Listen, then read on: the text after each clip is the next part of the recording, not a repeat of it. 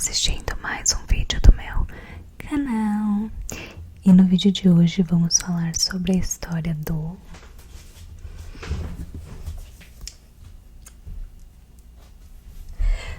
Brasil, minha gente. Já tem vídeo aqui no canal sobre a história do Brasil, mas eu queria fazer um novo. Então, a aula hoje tá bem longa. Olha isso daqui.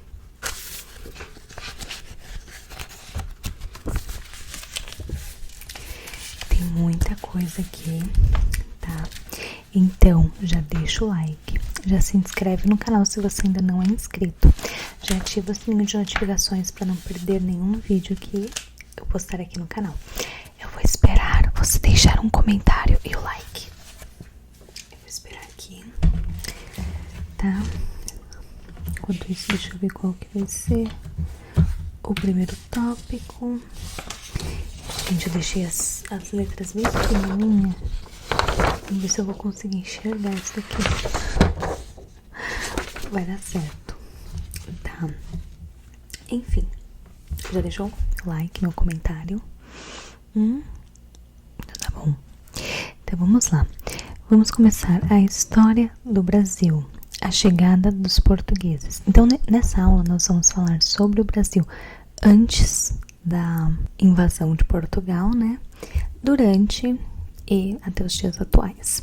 Eu queria começar cantando uma musiquinha para vocês da TV Cultura, que é sobre a história do Brasil. Que é assim, ó, quem lembra da TV Cultura, da palavra cantada, passava na TV Cultura. É assim: Pindorama, Pindorama, é o Brasil antes de Cabral. Pindorama, Pindorama, é tão longe de Portugal. Fica além, muito além, do encontro do mar com o céu. Fica além, muito além, dos domínios de Dom Manuel. Veracruz, Veracruz, quem achou foi Portugal. Veracruz, Veracruz, atrás do Monte Pascoal. Bem ali, Cabral viu, dia 22 de abril. Não só viu, descobriu toda a terra do Brasil. Pindorama, Pindorama, mas os índios já estavam aqui. Pindorama, Pindorama, já falavam tupi-tupi. Só depois vem vocês que falavam tupi-português. Só depois, com vocês, nossa vida mudou de uma vez. Perovas, Perovas, disse uma carta ao rei que num altar sob a cruz rezou misso nosso frei. Mas depois seu Cabral foi saindo devagar do país tropical para as Índias encontrar. Para as Índias, mas as Índias já estavam aqui. Avisamos, olha as Índias, mas Cabral não entende tupi. Se mudou para o mar, ver as Índias em outro lugar.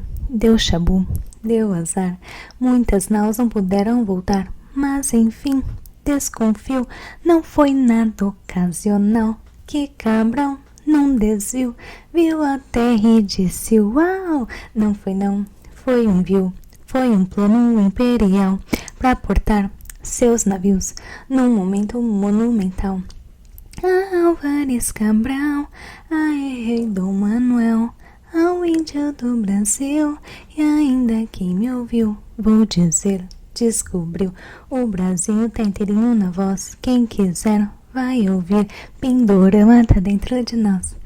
Enfim, essa letra, ela já fala bastante da história do Brasil, antes e durante a chegada de Portugal, né? Então aqui na parte que fala Pindorama, Pindorama, Pindorama é o nome do Brasil, antes de nomearem Brasil. E Veracruz, né, que foi o primeiro nome do Brasil, o nome daqui nomeado pelos indígenas era Pindorama. Então, Pindorama é o Brasil antes de Cabral. É tão longe de Portugal, enfim. Veracruz, Veracruz foi o primeiro nome do Brasil dado por Portugal. E aí, depois fala, mas os índios, os indígenas, né, já estavam aqui, que já falavam tupi-tupi, que era a língua que os portugueses mais tinham conhecimento, tiveram mais contato quando chegaram aqui. E aqui essa parte é a mais interessante, ó. A parte que fala para as Índias, mas as Índias já estavam aqui. Que diz de quando fala que, na verdade, Pedro Álvares Cabral ele estava procurando as Índias e sem querer trombou no nosso país. E aqui fala justamente isso, que, mas enfim, desconfio que foi nada ocasional, que Cabral num desvio viu a terra e disse uau, não foi não, foi um envio, foi um plano imperial para portar seus navios num país monumental.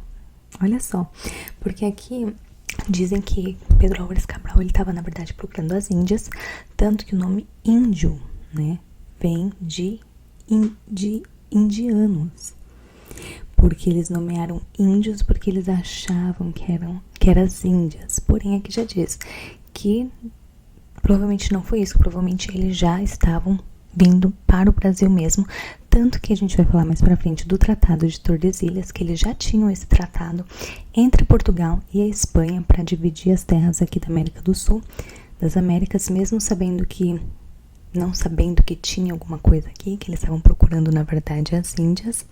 Então aqui diz justamente isso, que desconfio que não tinha um plano imperial para chegar até aqui, que eles estavam pensando que aqui era as Índias.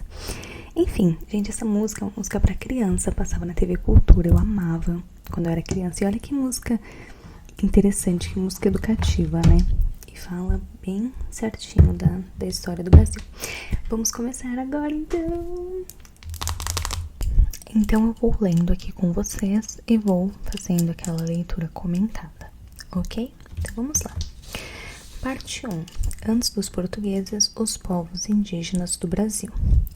Quando os portugueses chegaram ao Brasil em 1500, eles não encontraram uma terra vazia. Milhões de pessoas já viviam aqui havia milhares de anos.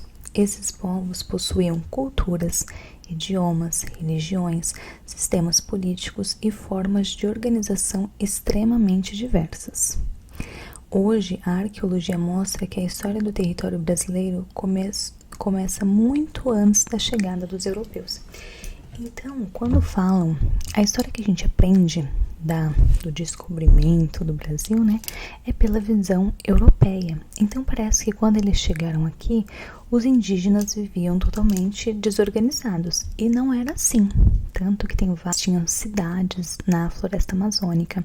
A floresta amazônica é uma floresta que ela foi cultivada, que já vou falar sobre isso mais pra frente. Porém, temos que tirar a ideia de que quando os portugueses chegaram aqui, eles encontraram terra de ninguém, terra sem lei.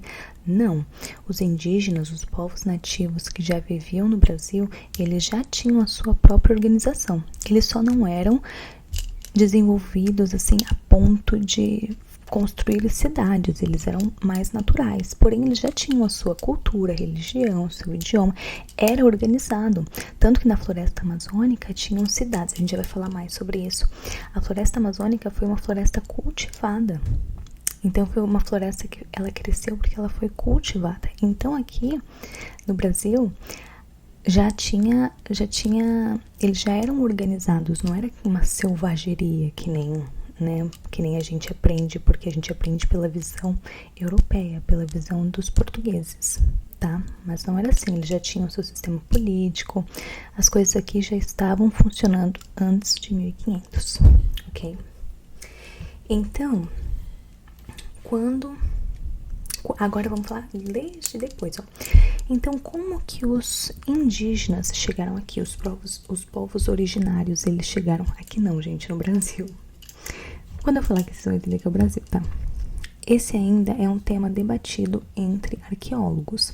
Durante muito tempo, acreditava-se que os primeiros habitantes chegaram às Américas há cerca de 13 mil anos, atravessando o Estreito de Bering entre Rússia e Alasca durante a última era do gelo. Hoje existem evidências que sugerem ocupações ainda mais antigas. Os principais sítios arqueológicos brasileiros são a Serra da Capivara, no Piauí, Lagoa Santa, Minas Gerais, Pedra Furada. Alguns pesquisadores defendem a ocupação de até 30 mil anos ou mais, enquanto outros consideram essas datas controversas. O consenso atual é que seres humanos já ocupavam o território brasileiro muito antes da chegada dos portugueses, isso a gente já sabia, né? Então, quantos povos existiam? Não existia um único povo indígena. Existiam centenas de sociedades diferentes. E cada grupo tinha seu idioma próprio, costumes próprios, crenças próprias, organização política própria. Então não era terra de sem lei, não era terra de ninguém, não estava tudo uma baderna, não, tá? Então, estimativa é que tinha mais de 1000 povos, cerca de 1.200 línguas diferentes, ok? E os maiores grupos linguísticos eram Tupi, que viviam principalmente no litoral, por isso que os portugueses tiveram os primeiros contatos ali com o povo que falava Tupi. Então, eles plantavam, tá? Eles tinham as suas plantações de mandioca, milho, batata doce, amendoim, enfim. E aí, eles produziam já farinha, beiju, tapioca. Eles não eram povos primitivos, tá? Porque muitas vezes são retratados os indígenas como povos primitivos. Não, eles já tinham o seu sistema de agricultura, seu sistema de organização, tudo certinho, tá? A Amazônia antes dos portugueses. Ao contrário do que se pensava, a Amazônia não era uma floresta intocada, habitada apenas por pequenos grupos isolados. Hoje sabemos que diversas regiões eram densamente ocupadas por sociedades indígenas complexas.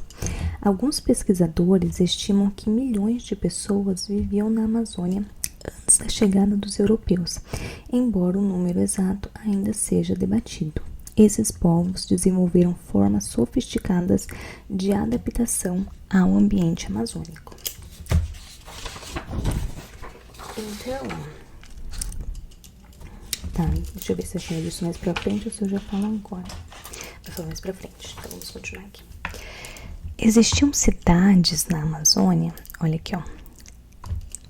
Não eram cidades de pedra. Então, quando a gente pensa cidade, a gente pensa em prédio, em casa feita de concreto, né? Isso não é a definição de cidade. Cidade é a organização de habitações. Na verdade, nem sei se essa é se essa é a definição de cidade, mas cidade não quero dizer que tem que ser necessariamente feita de concreto e tudo mais, tá? Então, não era uma cidade de pedra, como os dos maias ou dos incas, porque aqui na América do Sul tinha o pessoal lá, os maias e os incas, que eles tinham já suas cidades construídas com concreto e tudo mais. Mas havia grandes assentamentos permanentes que, em alguns casos, abrigavam milhares de habitantes. Características desses centros. Então, tinha ruas planejadas, grandes praças, canais, pontes, áreas agrícolas, sistemas de comunicação entre aldeias. Alguns assentamentos eram ligados por estradas retas, formando verdadeiras redes urbanas distribuídas pela floresta. Hoje, muitos arqueólogos preferem chamá-los de centros urbanos ou proto-urbanos amazônicos. Então, lá na Amazônia já tinha tudo isso, rua planejada, grandes praças. Então, eles tinham a cidade deles ali no meio da floresta, tá? Eles só respeitaram a floresta e não construíram uma cidade de concreto, tá? Porque não precisa de concreto para se construir uma cidade, só essa organização aqui que eles tinham. Os geoglifos da Amazônia. No estado do Acre foram descobertas centenas de enormes figuras geométricas escavadas no solo. Isso é muito interessante, gente. Elas só ficaram visíveis após o desmatamento de algumas áreas. Então, o desmatamento não presta, mas prestou só para uma coisa. Prestou assim, né? Não prestou para nada, mas assim, descobriram que tinha os geoglifos ali, tá?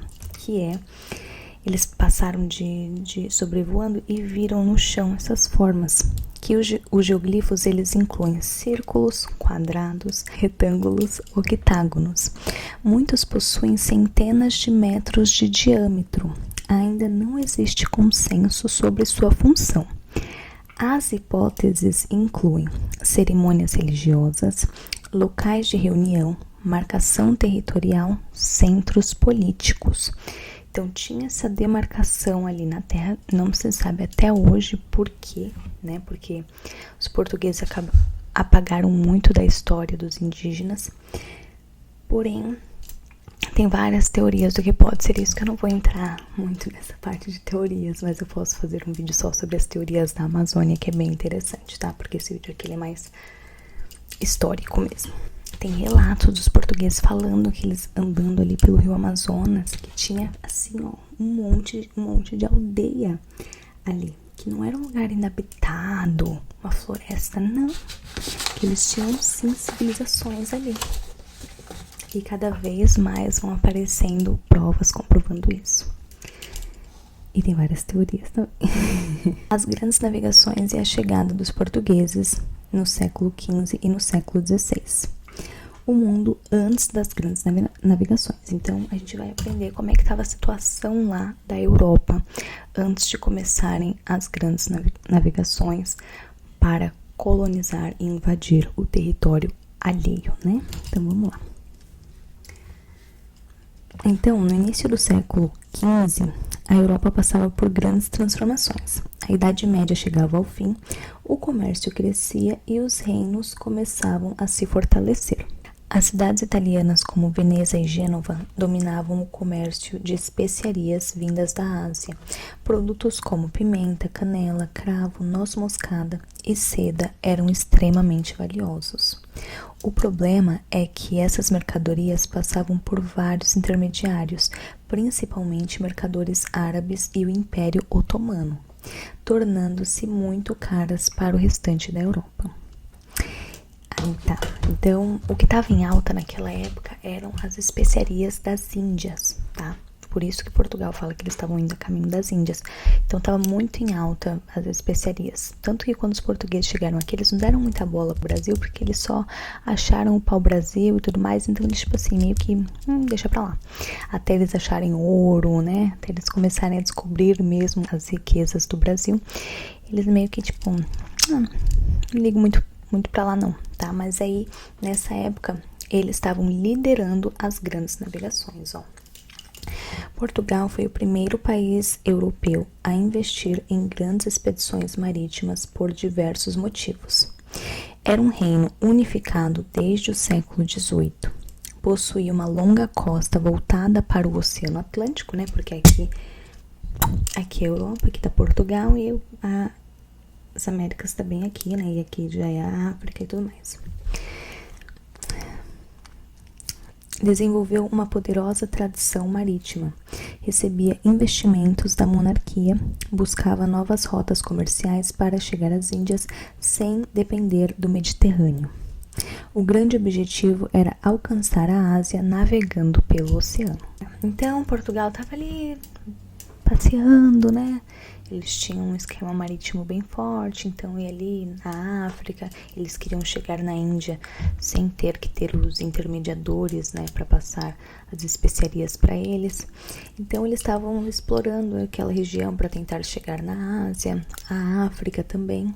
E aí, o Tratado de Tordesilhas, isso é muito importante. Tudo que eu falei até aqui geralmente não é assunto de prova nem nada do tipo, mas isso daqui é, tá? Então presta atenção agora, tá? O Tratado de Tordesilhas, de 1494.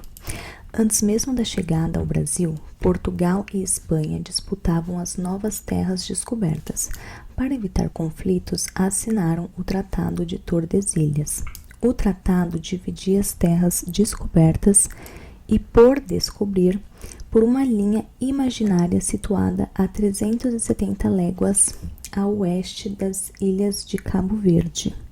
Então, a leste da linha era de Portugal e a oeste da linha da Espanha. Na prática, outras potências europeias como França, Inglaterra e Holanda nunca reconheceram esse acordo. Então, por que a América do Sul, né, Por que na América do Sul nós somos o único país que fala português? Porque teve esse tratado de Tordesilhas. Então, um lado ficou para a Espanha, só que o lado da Espanha se dividiu em vários países. O Brasil, ele ficou unificado. Tiveram várias revoltas, alguns estados quiseram se separar. O Uruguai conseguiu se separar, né? O Uruguai que fica embaixo da gente. Então, o Rio Grande do Sul tentou se separar, que a gente já vai falar mais sobre isso. Mas o Brasil, a gente conseguiu se manter firme e forte juntos. Porém, o lado lá da Espanha, eles se dividiram. Então, assim, eles falavam que eles não sabiam que tinha terra aqui para esses lados. Mas eles já tinham esse tratado, Portugal e Espanha, de que se achasse alguma coisa, iriam dividir. Certo? Então tá. Então em 1500, Pedro Álvares Cabral, ele começou essa expedição a caminho das Índias, né? Mas aí dizem que um vento bateu. A teoria tradicional diz que a frota desviou sua rota devido aos ventos e correntes do Atlântico. Bateu um vento forte e trouxeram os portugueses, levaram os portugueses para o Brasil. Que eu não tô no Brasil, mas sou brasileira, então trouxeram os portugueses para o Brasil. E chegando ao litoral brasileiro por acaso. Tipo, eles já tinham tratado lá de Tordesilhas, né? Que poderia ter alguma coisa, mas eles não sabiam e por acaso eles pararam aqui. A teoria tradicional, tá? Porém, tem a teoria do descobrimento intencional, que diz: alguns historiadores sugerem que Portugal já suspeitava da existência de terras a oeste e que Cabral pode ter navegado deliberadamente nessa direção para garantir a posse do território. Até hoje não existe consenso definitivo sobre os especialistas, ok?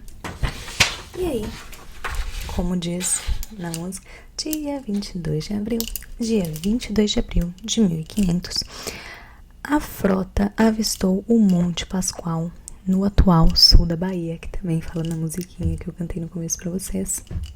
Inicialmente, os portugueses chamaram o local de Ilha de Vera Cruz, acreditando tratar-se de uma ilha. Pouco depois, perceberam que se tratava de parte de um continente, e o nome foi alterado para Terra de Vera Cruz. O nome Brasil só se consolidou mais tarde devido à exploração do pau-brasil, que é uma árvore, que a gente vai falar um pouquinho. A gente vai falar, tá aqui? A gente já vai falando do pau-brasil, mas enfim, o pau-brasil, gente, além da madeira do pau-brasil ser muito boa para fazer embarcações, coisas que são feitas de madeira, também tem uma tinta, né, vermelha, dentro do pau-brasil, que era maravilhosa e que os portugueses eles usavam muito para tingir tecidos, os mantos dos reis, eles tudo tingiam de pau-brasil, tá? E eles vendiam também lá na Europa. Não era tão lucrativo quanto ouro, prata, que os nossos amigos da América do Sul tinham nos seus países, né? Que a Espanha estava explorando, mas também tinha importância. E o nome Brasil vem do... Brasil é uma palavra indígena que significa vermelho brasa. Brasil é brasa, brasa avermelhado, cor de brasa. Ok, então vermelho, cor de brasa, por isso o nome Brasil, gente. Ok.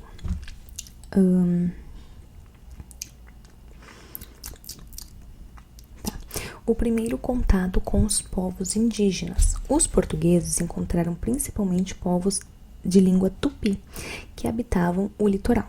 Os primeiros relatos descrevem curiosidade mútua, troca de objetos, dificuldade de comunicação, ausência inicial de conflitos. Então, os portugueses chegaram aqui, falaram assim: a gente vai chegar lá nas Índias, né? Aí falou: olha os índios ali. Tanto que índio é a tradução que a gente só tem no português, tanto que aqui na língua inglesa, né, Indians não serve para índios, Indians é só para indianos. E a gente usa índio para chamar os povos indígenas, porque os portugueses falaram os índios, né? Mas o termo correto é povos nativos ou povos indígenas. Então, os povos nativos aqui, eles receberam o Pedro na maior tranquilidade, ficaram, né, curiosos e tudo mais, mas não recebeu na pancadaria nem nada. Pedro deve ter pensado, que facilidade, né? Pois é, gente, brasileiro é um povo legal desde os nativos, os nossos antepassados, né, gente? Enfim, a carta de Pero Vaz de Caminha, que também fala na música. Um dos documentos mais importantes da história do Brasil é a carta escrita por Pero Vaz de Caminha ao rei Dom Manuel I, que também tá na musiquinha. Ela descreve a paisagem, os habitantes indígenas, a fauna, a flora, as primeiras impressões da nova terra. É considerada a certidão de nascimento documental do Brasil, embora represente apenas a visão dos portugueses, certo? A primeira missa, porque aí o que aconteceu? Lá na Europa era o quê? O que era forte na Europa? A Igreja Católica, né? Que mandava em tudo. Eles iam deixar de trazer pra cá, né? Porque o que acontece? Eles acharam um país novo, então a Igreja Católica pensou o quê?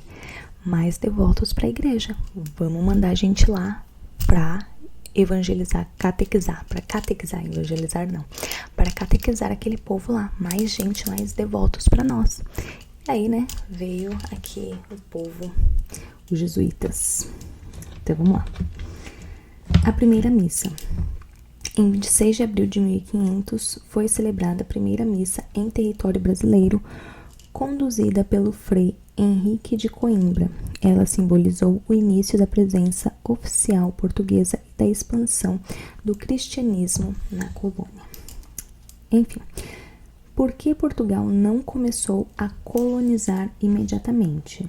Tá? Então aqui, como eu estava falando, eles já tinham mais interesse nas especiarias da Índia. Aqui eles achavam que a nossa única riqueza era o pau-brasil, né? Então eles ainda estavam reconhecendo a área, então eles não colonizaram logo de cara. Eles chegaram aqui, cravaram a bandeira deles, falaram, essa região aqui é nossa, mas eles não chegaram botando bronca logo de cara, tá? Até ele perceber que os outros países aí da Europa iam ficar o quê? De olho bem grande aqui no Brasil, então eles falaram, opa, pera lá, vamos cuidar do que é nosso, né? Nosso.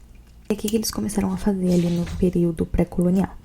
Eles mandaram mais expedições para o Brasil para desenhar os mapas mais precisos da região, da área, localizar baías e portos seguros, procurar metais preciosos, observar os recursos naturais, reafirmar a presença portuguesa diante de outras potências europeias. Então eles viram que o pessoal da Europa estava com um olhinho grande, falou, esse tal de Brasil aí, qual será que é a deles? Será que a gente vai lá, dar uma espiadinha? Então eles mandaram mais expedição aqui para começar a mapear a área e e marcar território. Só que os portugueses, eles não tinham a mão de obra suficiente para extrair a madeira, o pau-brasil, que era o maior lucro da época, né? Então, o que eles começaram a fazer? O que o povo europeu ama fazer quando eles exploram uma terra? Eles exploram também o quê? O povo, né? E aí eles foram explorar os povos indígenas e colocou o povo indígena para trabalhar, tá? E aí escravizou mesmo os povos indígenas e eles começaram a mandar identificar as árvores, derrubar os troncos, retirar os galhos, enfim, para transportar a madeira lá para a Europa, né? Só que aí, o que acontece? O povo indígena não gostava de trabalhar. Não é que eles não gostavam de trabalhar, é que para eles não fazia sentido você viver para trabalhar. Para eles só fazia sentido trabalhar para se manter e o resto do tempo viver um tempo de qualidade com a sua comunidade, com a sua família e tudo mais. E para os portugueses não, né? Para os portugueses o que valia mesmo era o consumismo, era você produzir, trabalhar e colocar os outros para trabalhar para você sendo escravizados. Isso te lembra alguma coisa? Pois é, então. E aí, começaram a escravizar os povos indígenas. Só que eles não queriam trabalhar. Eles ficavam, por que vocês trabalham tanto? Pra que trabalhar tanto? Vamos aproveitar o sol, a praia, sabe? Estavam de boa lá.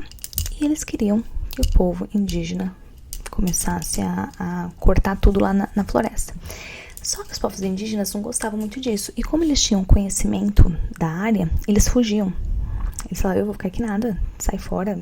Corria para dentro da mata, ninguém mais pegava. E eles também tinham as suas delegações de atividades na aldeia bem definidas. Então, quem cuidava da agricultura eram as mulheres e quem cuidava da caça eram os homens. Então, os homens falavam assim, eu não vou trabalhar aqui fazendo essas coisas. Isso não é para mim, não é da minha cultura, eu não tenho que fazer isso. Porque eles queriam trabalhar caçando. E aí, eles metiam o pé, tá? Enfim, aí começou o sistema de escambo, né? Aí os portugueses falaram, vamos começar a dar uns agradinhos aí pra eles começarem a trabalhar pra gente mais felizinho, fazer o que a gente quer. E aí começou a trocar aquilo que a gente aprende na escola, né? Começou a dar espelho, machado de ferro, faca, tesoura, tecido, enfim, essas coisas que eles ainda não tinham acesso. E aí, é importante lembrar que o escambo não ocorreu da mesma forma com todos os povos indígenas. Algumas comunidades aceitaram esse tipo de troca por um período, enquanto outras recusaram ou entraram em conflito com os portugueses, tá? Então, quando o pessoal viu que, né, tá querendo dar espelho, tecido, caramba, né, pra eu cortar tudo isso daqui de árvore, então começou a ter os conflitos ali, tá? O início dos conflitos, Início dos conflitos. Embora muitos dos primeiros contatos tenham sido relativamente pacíficos, a convivência logo começou a se deteriorar. Os principais motivos foram exploração crescente do trabalho indígena, tentativa de escravização, disputas pelo controle do território, diferenças culturais e religiosas, violência praticada por alguns colonizadores. Também houve alianças entre portugueses e determinados povos indígenas, enquanto outros resistiram à presença europeia. As relações variaram bastante de uma região para outra, tá? E aí, né, como o pessoal lá da Europa já estava de olho crescido no Brasil, começou a ameaça francesa, tá? Então, a França nunca reconheceu o tratado da Espanha e de Portugal. A gente não assinou nada, ninguém falou que a gente não está nem incluído nesse tratado, então a gente não reconhece. Então, eles começaram a enviar os navios para o litoral brasileiro.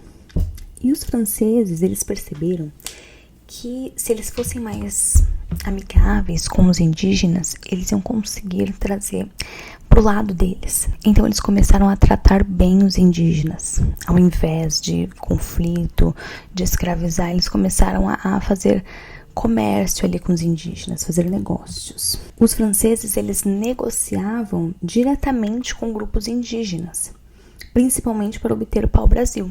Então eles iam lá e falaram assim, não, a gente não vai chegar já conflito e tudo mais, não, vamos fazer negócio lá com eles, ao invés da gente comprar o pau-brasil dos portugueses, vamos lá comprar dos indígenas. Como ainda não havia uma ocupação portuguesa efetiva, essa presença começou a preocupar a coroa.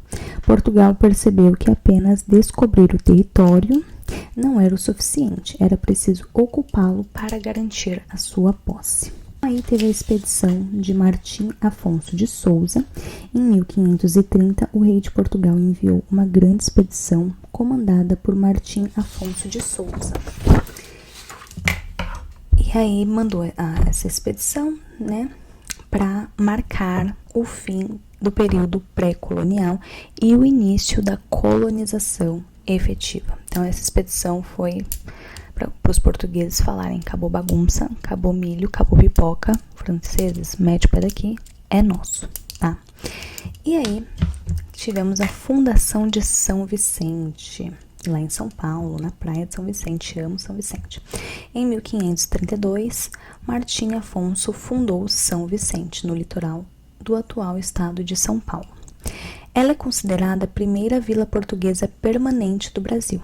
Ali foram estabelecidos governo local, igreja, produção agrícola, engenhos de açúcar. São Vicente tornou-se um importante modelo para a expansão da colonização portuguesa. O legado do período pré-colonial. Apesar de durar apenas 30 anos, esse período foi fundamental para a história do Brasil. porque foi nela que Portugal conheceu melhor o território, iniciou relações comerciais com diferentes povos indígenas, explorou o pau-brasil, percebeu o interesse de outras potências europeias, concluiu que precisava ocupar efetivamente a colônia. Essas decisões prepararam o caminho para a criação das capitanias hereditárias, também assunto importante, presta atenção, você está dormindo na corda, que dariam início a uma nova fase da história brasileira. Tá, então vamos lá. As capitanias hereditárias e o governo geral. Então, por que Portugal criou as capitanias hereditárias, tá? Eu já vou explicar o que é. Mas por quê? Quando eles viram que os portugueses, que os franceses, eles estavam com o olho aqui, né? Que tinha uma ameaça francesa, Portugal ele não tinha o dinheiro e não tinha população para ocupar o Brasil. E eles precisavam ocupar, eles perceberam que para ter posse, eles precisavam ocupar o território, certo? Então a coroa decidiu dividir o Brasil e transferir parte dos custos da colonização para particulares. Então aqui é o mapa do Brasil. Ó, vou desenhar bem feio, tá? Não vai ser legítimo o desenho. Mas ó, aqui é o mapa do Brasil.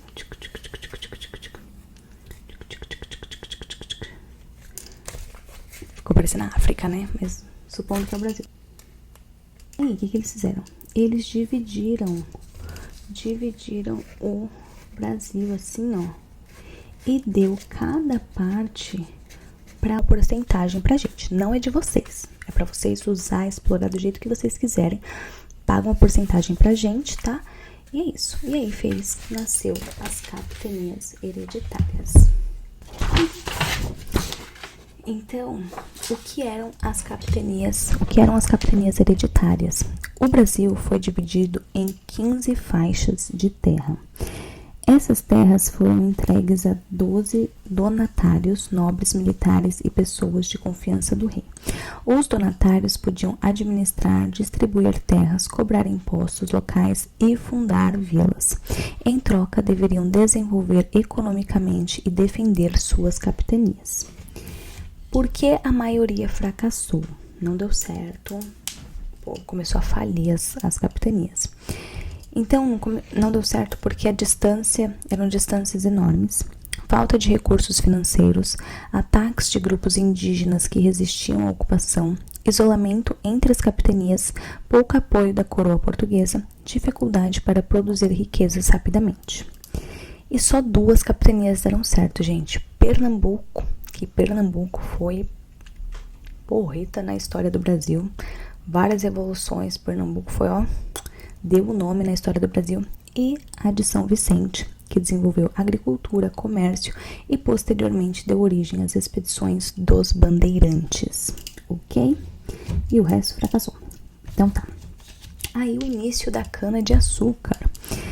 Portugal ele já tinha experiência com as plantações de açúcar nas ilhas do Atlântico. E o clima do Nordeste era ideal para a cultura da cana. Então surgiram os primeiros engenhos de açúcar.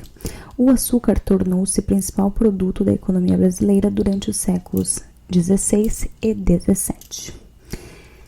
O governo geral. Como as capitanias não funcionaram como esperado, Portugal decidiu centralizar a administração.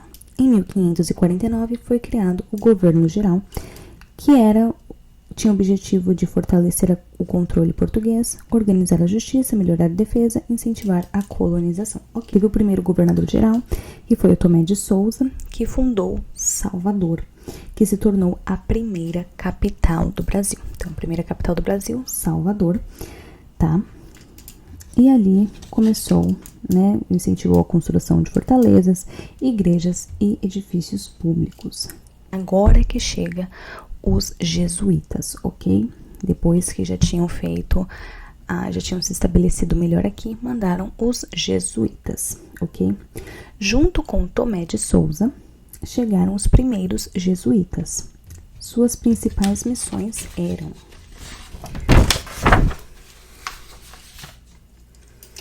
catequizar os povos indígenas, fundar escolas, ensinar a religião católica, fortalecer a presença portuguesa. Os jesuítas tiveram enorme influência na educação durante o período colonial. Os jesuítas tiveram um papel ambíguo na história do Brasil.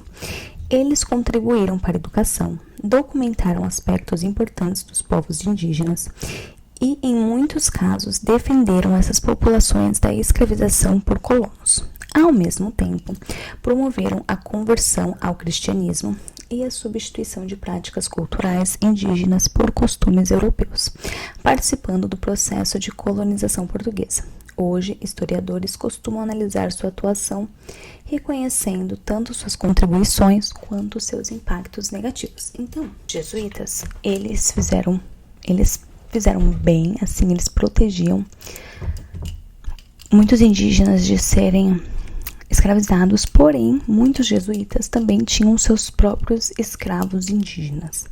Então, era uma controvérsia e eles também agiam com agressividade para quem fosse contra a religião. Quem não quisesse se converter, eles iam lá e davam uma castigada. Então, assim, eles protegeram, dava beijo, tapa e assoprava, entendeu? Desse jeito.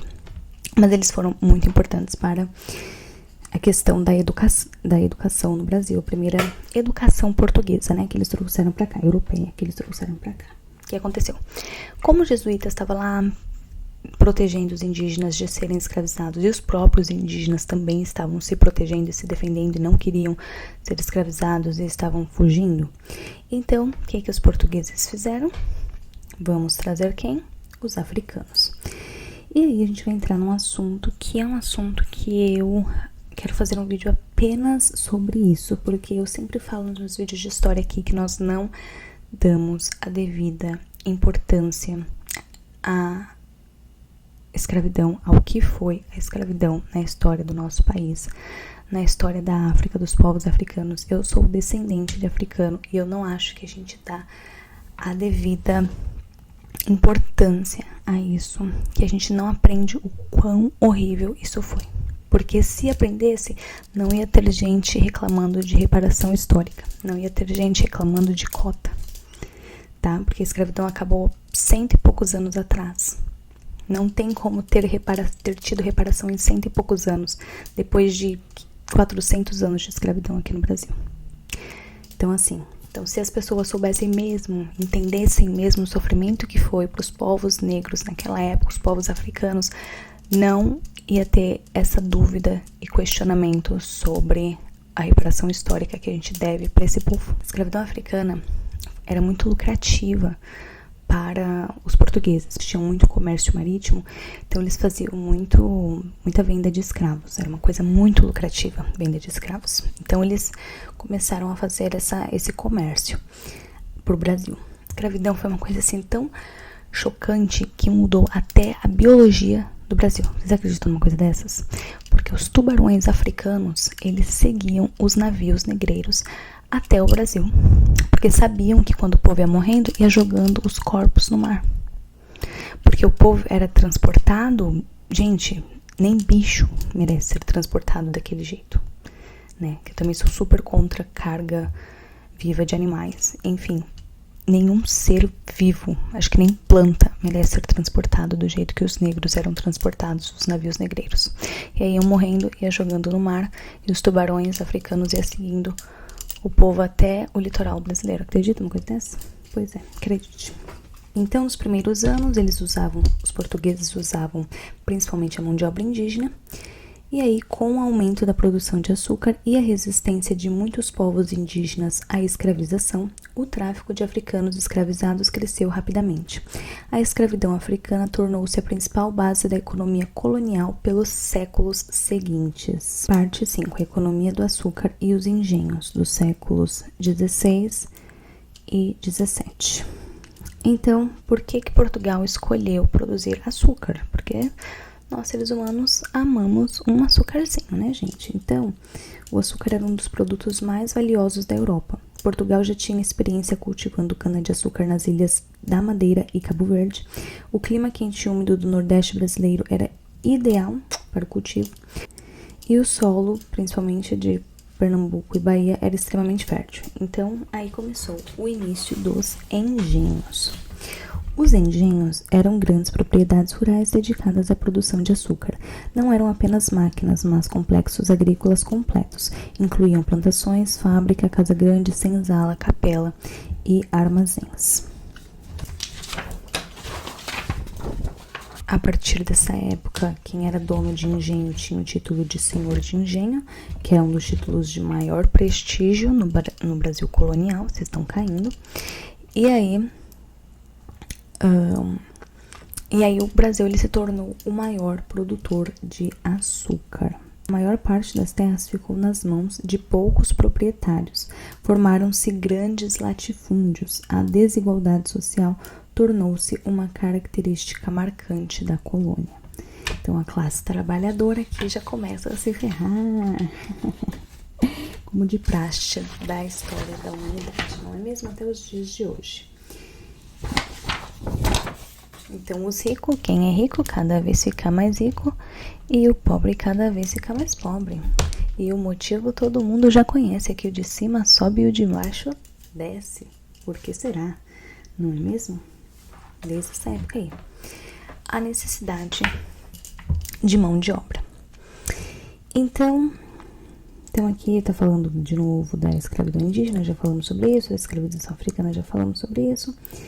E aí tá, vamos falar sobre a escravidão africana. Portugal ampliou o tráfico de africanos escravizados para trabalhar na colônia. O Brasil recebeu cerca de 5 milhões de africanos ao longo de mais de 300 anos, o maior número das Américas. O trabalho escravo. Os escravizados trabalharam principalmente em engenhos de açúcar, mineração, pecuária, serviços domésticos, construção de cidades. Depois eles vão descobrir o ouro, vai mandar os escravos para trabalhar lá na mineração, lá em Minas Gerais. E aí vai ser babado, vocês já vão ver. E aí começou a resistência, né? Os escravizados resistiram por meio de fugas, revoltas, preservação de suas tradições, formação de quilombos. Que aí vem o maior dele, Quilombos dos Palmares, que foi liderado por Zumbi dos Palmares, que os escravizados, eles fugiam, né, e fugiam para esses quilombos que eles construíam para se abrigar. E aí, vamos lá. O legado. A escravidão marcou profundamente a história do Brasil até os dias de hoje, influenciou a economia, a cultura e a formação da sociedade brasileira. Também deixou desigualdades sociais que ainda têm impacto no país. Então nós ainda vamos falar sobre isso, né? De como a culpa de toda a pobreza que acontece no Brasil, de toda a desigualdade, principalmente dos povos descendentes de africanos, como isso foi culpa da colonização europeia, que depois que assinou a lei que proibia a escravidão, simplesmente soltou os ex-escravizados sem nada, né? Sem dinheiro, sem moradia, sem nada, dava as propriedades tudo para os europeus para virem para cá, para irem para o Brasil, ocupar lá, e o resto, e aí o povo foi começando a fazer o quê? Criar as favelas, mas a gente vai falar disso mais pra frente. Nós devemos a essas pessoas uma reparação histórica, sim, porque pessoas negras no Brasil não são tratadas como uma pessoa branca em nenhum lugar do mundo. O racismo ainda porque os escravizados, eles eram tratados como nada menos do que os animais. Então isso ficou praticamente no nosso DNA, esse preconceito. Quantas vezes você vai num hospital, você é atendido por um médico negro? Quantas vezes você vê negros em posições importantes? São muito poucos comparados com os brancos. Então essa reparação histórica tem que ser feita sim. Cota tem que existir sim. Porque tudo que o povo africano passou, os descendentes deles merecem a reparação. Ok, continuando. Algumas curiosidades. O Brasil foi o último país das Américas a abolir oficialmente a escravidão. A gente já vai chegar lá. Cerca de 40% de todos os africanos trazidos pelo tráfico atlântico vieram para o Brasil. Então, muita gente está no Brasil. Palmares foi um dos maiores quilombos da América e resistiu por décadas. A culinária, a música, a capoeira e muitas tradições brasileiras têm forte influência africana, inclusive as religiões, candomblé, umbanda e os tubarões africanos, que eu já falei aqui pra vocês. Tá, parte 7. As invasões francesas e holandesas. Por que outros países invadiram o Brasil? França e Holanda não reconheciam o Tratado de Tordesilhas, né? Eles não estavam incluídos, então para eles não valia de nada. E o açúcar brasileiro gerava enormes lucros. E essas potências queriam participar, né? Queriam explorar também. Fogos, tiros. Tá. Aí teve a França equinocial, ok? Que é o quê? Os franceses, eles tentaram fundar uma colônia no atual Maranhão. Tanto que a capital, que chama São Luís, criaram um povoado de São Luís, em homenagem ao rei daquela época, ó, que recebeu esse nome em homenagem ao rei Luís VIII da França. Poucos anos depois, os portugueses retomaram a região. Vai, sai fora, seu Luís.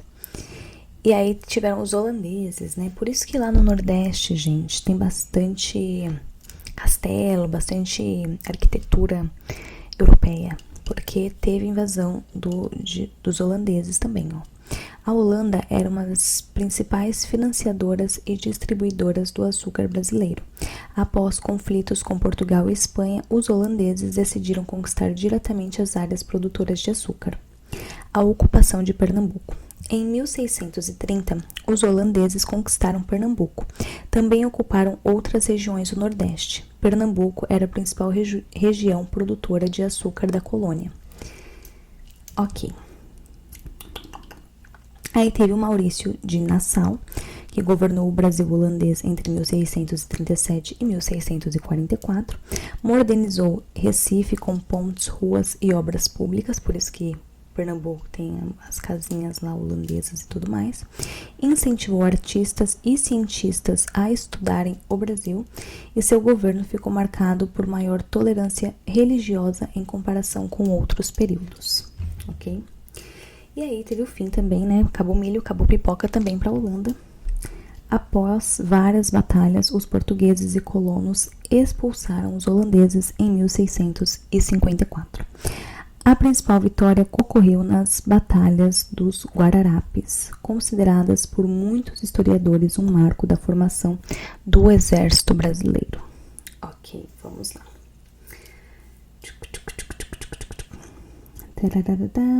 Ok. Parte 8. Os bandeirantes e a expansão do território. Quem eram os bandeirantes?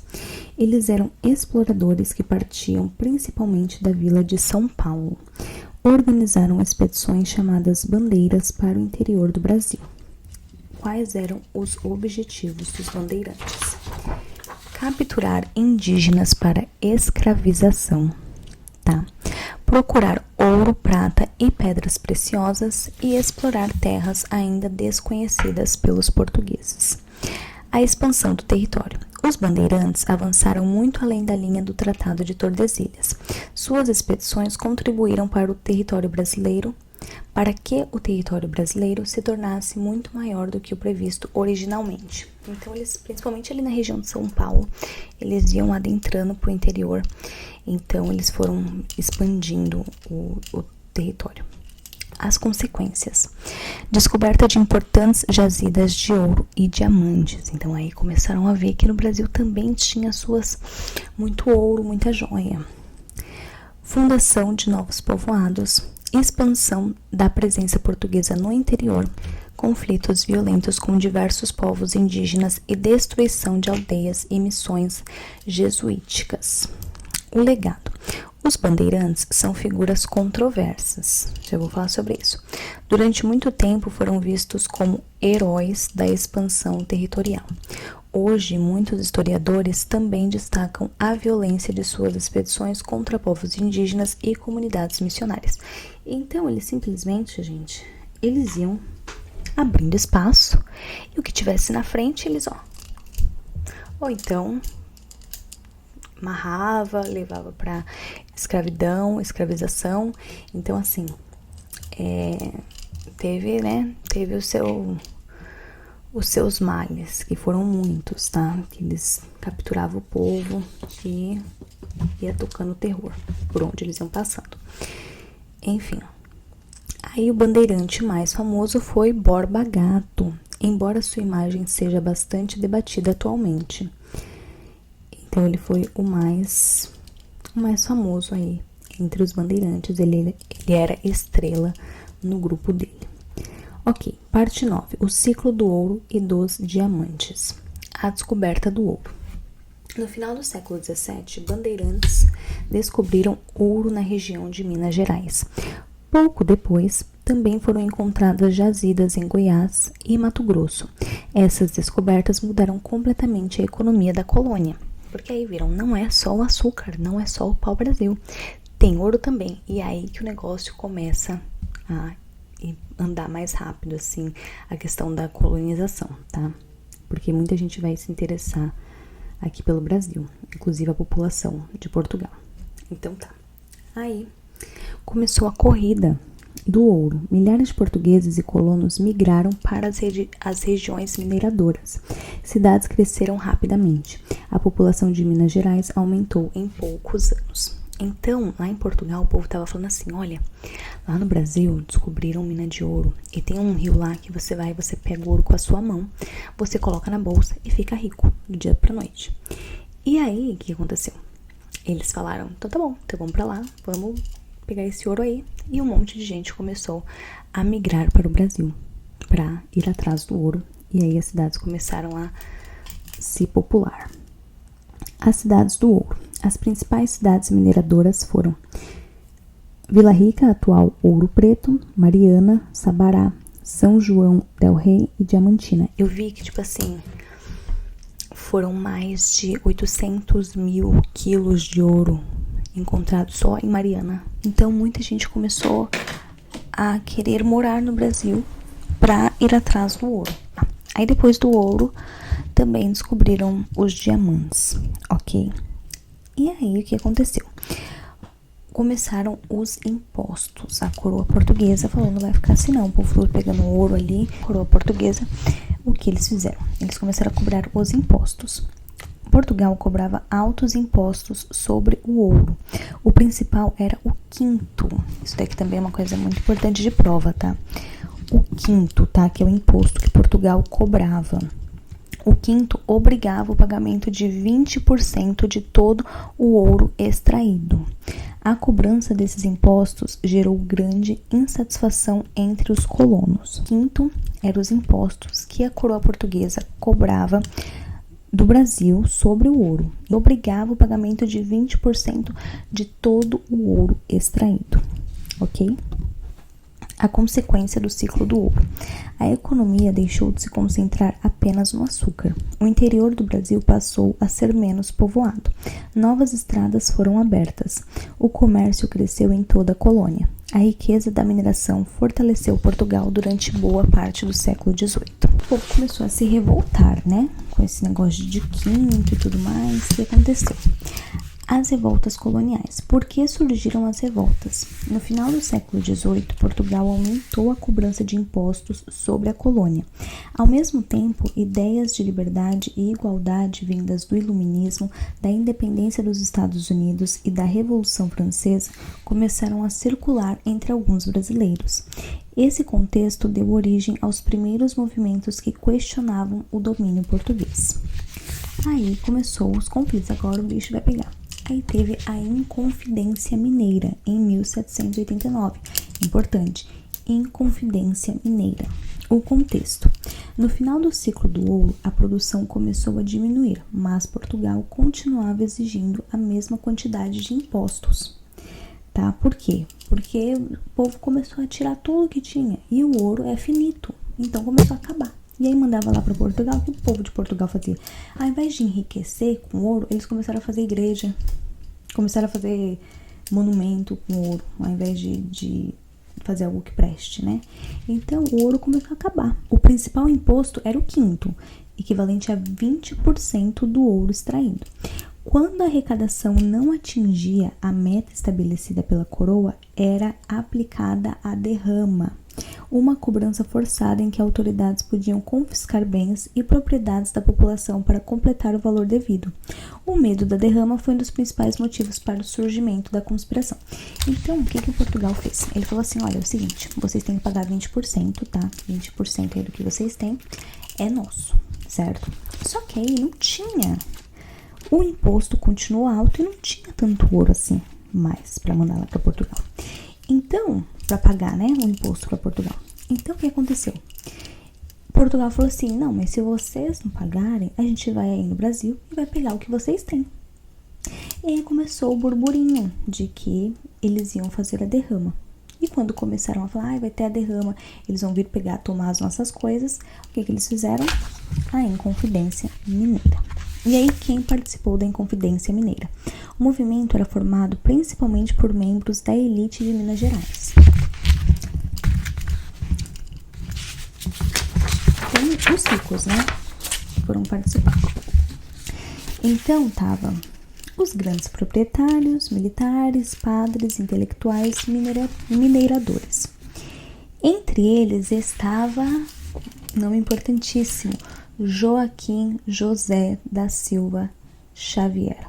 Joaquim José da Silva Xavier, o Tiradentes, gente. O que o pessoal lá da Inconfidência Mineira, o que eles defendiam? Os inconfidentes queriam independência de Portugal, criação de uma república, incentivo à educação, desenvolvimento econômico da região. Não havia consenso entre eles sobre o fim da escravidão. Muitos participantes possuíam pessoas escravizadas e não defendiam sua abolição. Ok? Então, eles queriam independência do Brasil, mas eles não queriam o fim da escravidão, não, tá? Eles não era o foco deles, não. O fracasso.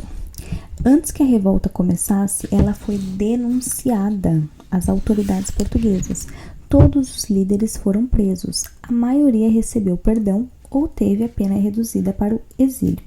Tiradentes, por assumir maior responsabilidade pelo movimento, foi condenado à morte. Em 21 de abril de 1792, Tiradentes foi enforcado no Rio de Janeiro. Seu corpo foi esquartejado e partes dele foram expostas em locais públicos como forma de intimidar futuros revoltosos. Após a proclamação da República, em 1889, Tiradentes passou a ser homenageado como um herói nacional e símbolo da luta pela independência. Então, gente, Tiradentes ele é o único personagem da história do Brasil que tem um personagem real, tá, gente? Que tem um feriado só pra ele, um feriado só com o nome dele, é o único que tem. E aí, o que aconteceu? Quando a coroa, né, descobriu que foram lá e fizeram a fofoca lá pra coroa e falaram assim, olha, eu tô sabendo que vai rolar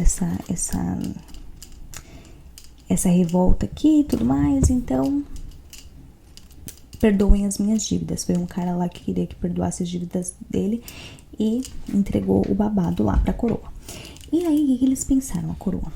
Como a maioria era tudo rico, eram proprietários e tudo mais, eles pegaram o grupo lá e eles falaram assim, vamos pegar o mais fraquinho aí e vamos matar como símbolo de que se fizerem isso novamente, vai ter morte.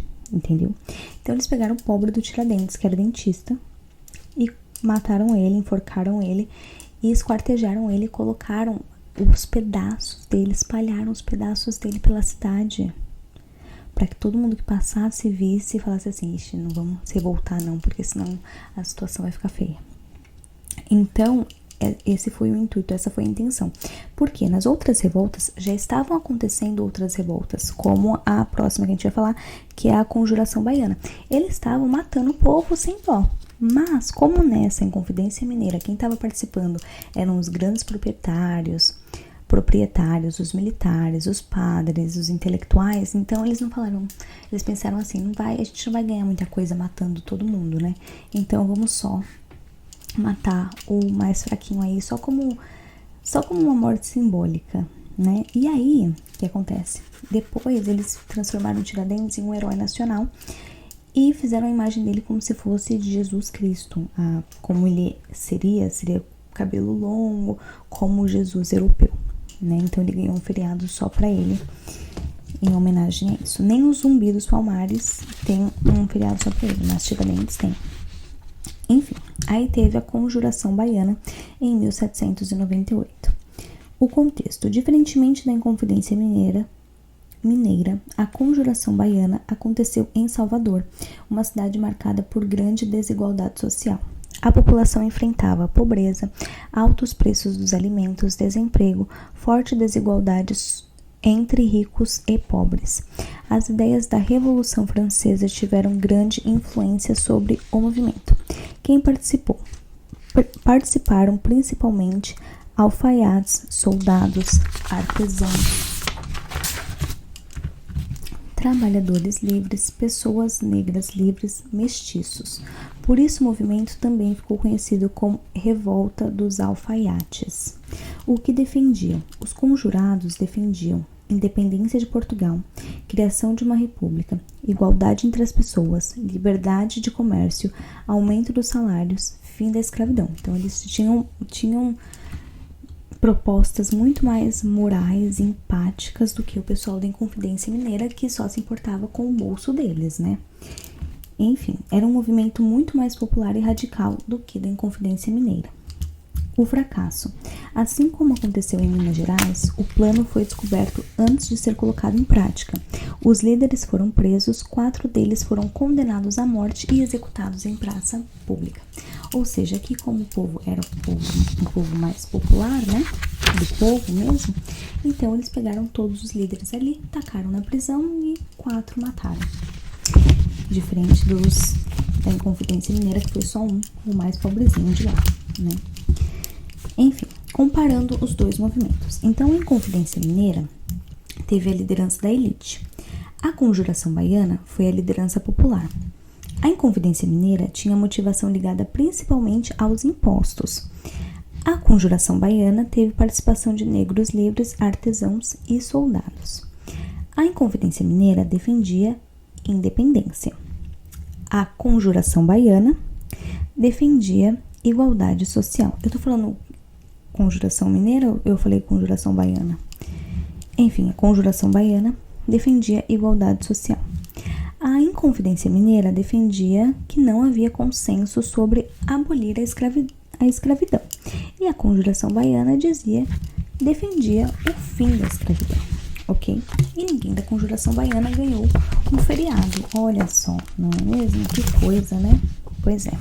A importância das revoltas. Mesmo derrotados, esses movimentos mostraram que parte da população já não aceitava o domínio português.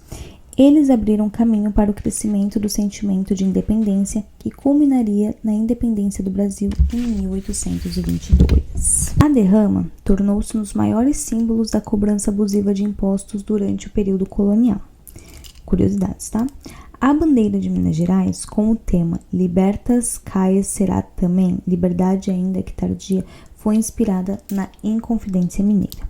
A Conjuração Baiana foi um dos primeiros movimentos brasileiros a defender explicitamente a igualdade entre brancos, negros e mestiços e a abolição da escravidão. Tiradentes só foi transformado em herói nacional após a proclamação da República, quando o novo regime buscava símbolos diferentes da monarquia. Por que a família real veio para o Brasil? O que estava acontecendo lá na Europa para eles decidirem ir para o Brasil, né? Largar tudo.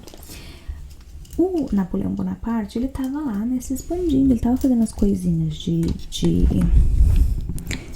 as coisinhas que ele gostava de fazer, né, de invadir os países. Então ele chegou lá em Portugal. E aí a família real ficou, né, na mão e fugiu. Foi pro Brasil com a ajuda da Marinha Britânica, que ficava emprestando dinheiro para Portugal. E depois a Inglaterra também emprestou dinheiro pro Brasil, né? E a gente vai falar sobre isso mais pra frente. Então, 15 mil pessoas lá, os mais importantes, embarcaram para a colônia. A chegada ao Brasil. A corte chegou a Salvador em 1808. Pouco depois, instalou-se no Rio de Janeiro. Pela primeira vez, a sede do Império Português passou a funcionar fora da Europa. As mudanças trazidas por Dom João. Dom João tomou medidas que transformaram o Brasil. Abriu os portos às nações amigas, encerrando o monopólio comercial português. Criou o Banco do Brasil, fundou a imprensa régia, criou bibliotecas, escolas militares e instituições culturais, incentivou o comércio e a economia. Então aqui, como eles estavam morando aqui, não tinha como deixar também tudo assim, a Deus dará, então eles começaram a fazer coisa aqui, né, construir coisa no Brasil. E aí o Reino Unido de Portugal, Brasil e Algarves. Em 1815, o Brasil deixou oficialmente de ser uma colônia. Passou a fazer parte do Reino Unido de Portugal, Brasil e Algarves. Isso elevou os status políticos do território brasileiro. O retorno de Dom João VI.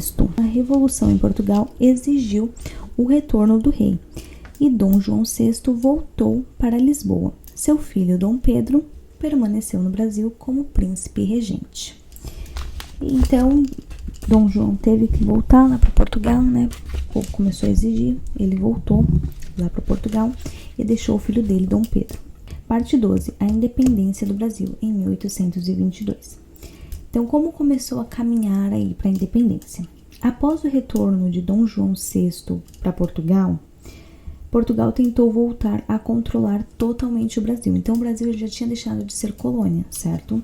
Então, quando Dom João voltou para lá e falou assim, já não preciso mais morar lá e tudo mais, então vamos retomar todo o poder ali no Brasil. Só que o povo do Brasil já não queria mais. Já estava de saco cheio. E aí as cortes portuguesas exigiram que Dom Pedro retornasse a Lisboa. Falou assim, retorna aí que a gente vai fazer o Brasil colônia de novo, porque a gente não pode estar morando aí, né? Então sai daí pra gente fazer o Brasil colônia de novo. E muitos brasileiros eram contra essa decisão. E aí, quando exigiram que Dom Pedro fosse pra Lisboa, ele falou que não ia. Ele falou, não vou, eu fico. E esse dia ficou conhecido como o Dia do Fico. Em 9 de janeiro de 1822, Dom Pedro declarou: se é para o bem de todos e felicidade geral da nação, diga ao povo que fico. E esse episódio ficou conhecido como o Dia do Fico, tá? Dom Pedro, ele era bem querido, assim, pelos brasileiros nessa época. Ele gostava bastante do Brasil, mas às vezes ele era meio contraditório, tá? Ele era muito português, às vezes muito brasileiro. A mulher de Dom Pedro, a Leopoldina, ela assinou a independência do Brasil. Foi ela, a diva, que assinou a independência e ligou não, né? Não tinha telefone naquela época. E mandou avisar o Dom Pedro, que estava em São Paulo, naquela época, naquele período, de que ela tinha assinado a independência do Brasil. E aí, em 7 de setembro de 1822, às margens do Riacho Ipiranga, em São Paulo, Dom Pedro declarou a independência do Brasil. E aí teve, falam que ele falou, né, independência ou morte. E embora essa frase tenha se tornado um símbolo nacional, historiadores apontam que os detalhes exatos do episódio não são totalmente conhecidos. Isso daí tem mais possibilidade de ter sido só um mito mesmo, mas enfim, gerou um impacto, né? A independência foi pacífica? Foi assim, de boa? Tipo, independência ou morte? Ok, tá suave então, independência. Não foi tão violenta, mas também não foi completamente pacífica, tá? Em várias regiões do Brasil ocorreram conflitos entre tropas portuguesas e brasileiras. As lutas continuaram até 1823 em algumas províncias. O reconhecimento da independência. Portugal só reconheceu oficialmente a independência em 1825, 3 anos depois, tá? Como parte do acordo, o Brasil aceitou pagar uma indenização a Portugal financiada por um empréstimo obtido junto ao Reino Unido, né? Inglaterra, né? Hoje em dia também prestava dinheiro adoidado para depois, né, cobrar os juros lá altíssimos. Então, o que acontece? O Brasil... eu ia falar uma coisa aqui importante. Tá, aí a gente... o Dom João, o querido, quando ele foi pra Portugal, né, que ele deixou aqui, falou assim, vou ali em Portugal, já volto, e nunca mais voltou. Ele levou todo o dinheiro do Brasil. Deixou o Brasil simplesmente falido. E aí a gente declarou a independência sem dinheiro. E aí teve que pegar empréstimo, tá? Foi só isso, só que aconteceu. Aí tá. falar mais baixo, gente. Eu começo a me empolgar e eu já não quero mais falar mais baixo, já quero já dar uma aula gritando mesmo. Pronto. O que mudou? O Brasil tornou-se um país independente. Dom Pedro foi coroado como Dom Pedro I, primeiro imperador do Brasil. O país manteve a monarquia, diferentemente da maioria das ex-colônias americanas que adotaram repúblicas. Então, quando teve a independência do Brasil, não foi diretamente uma república. A gente ainda ficou vivendo no período imperial por um tempo, tá? A coroação de Dom Pedro I. Após a independência, Dom Pedro foi coroado o primeiro imperador do Brasil. O país tornou-se uma monarquia constitucional. Aí teve a primeira Constituição, gente, a Constituição de 1824. Foi a primeira Constituição do Brasil. Criou os 3 poderes tradicionais: o Executivo, Legislativo e Judiciário. Também criou o poder moderador, que aí, né, o cara inventou o poder moderador, que era para quê? Que era exercido exclusivamente pelo imperador, permitindo que ele interferisse nos demais poderes. Então ele falou, vou instalar também um moderador aqui para que eu mande em tudo. Todos esses poderes aí, executivo, legislativo, judiciário, não vale nada, porque o que vale é a minha palavra, é a minha voz, o que eu falar, tá falado. E aí teve a Confederação do Equador, tá? Em 1824. A revolta, ocorrida principalmente em Pernambuco, os revoltosos defendiam uma república e maior autonomia das províncias. O movimento foi derrotado pelo governador imperial. E aí, essa daqui é a revolta aqui mais importante, a Guerra da Cisplatina, tá? Que deu origem ao Uruguai em 1828. O Brasil entrou em guerra contra as Províncias Unidas do Rio da Prata, atual Argentina, e o conflito terminou com a independência da província Cisplatina, que era hoje em dia o Uruguai, em 1828. Então, o Uruguai já foi parte do Brasil. Se você não sabia, tá sabendo agora. O segundo reinado, de 1840 a 1889. O início do governo de Dom Pedro II. Dom Pedro II assumiu o trono aos 14 anos após o golpe da maioridade.